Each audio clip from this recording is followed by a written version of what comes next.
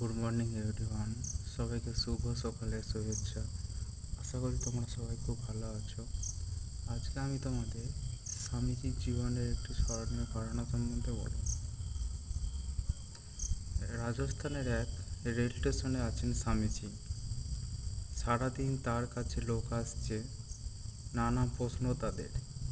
স্বামীজি সব প্রশ্নের উত্তর দিচ্ছেন, লোক আসার শেষ নেই। স্বামীজিরও ধর্ম প্রসঙ্গের বিরাম নেই।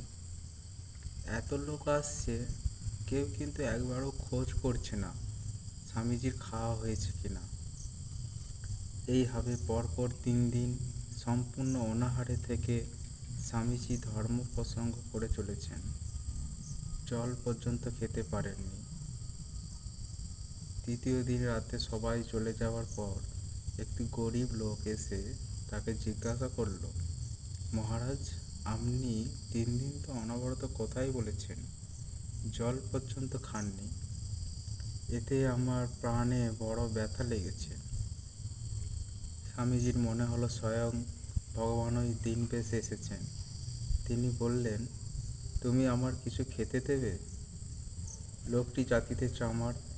সে বলল, আমার প্রাণ তো তাই চাই, কিন্তু আমার তৈরি রুটি আপনাকে দেব কি করে? আজ্ঞা, হয়তো আমি আটার ডাল এনে দিই, আপনি ডাল রুটি বানিয়ে নিন। স্বামীজি বললেন, না, তোমার তৈরি রুটি আমায় দাও, আমি তাই খাবো। লোকটি শুনে ভয় পেল।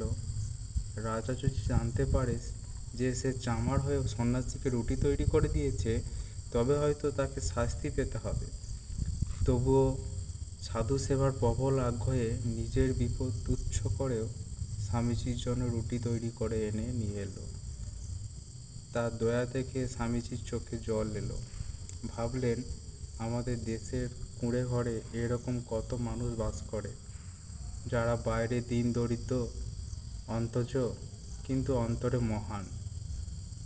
এদিকে স্টেশনের কয়েকজন ভদ্রলোকের নজরে পড়ল স্বামীজি চামারের হাত থেকে খাবার নিয়ে খাচ্ছেন।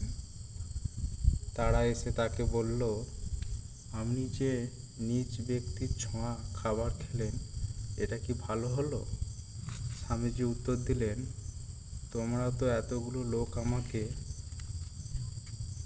3 দিন ধরে বোকালে, কিন্তু আমি কিছু খেলাম কি না তার কি খোঁজ নিয়েছিলে?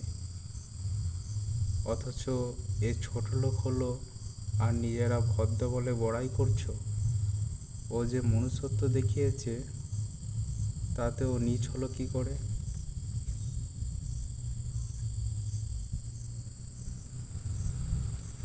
Thank you. এখানেই শেষ।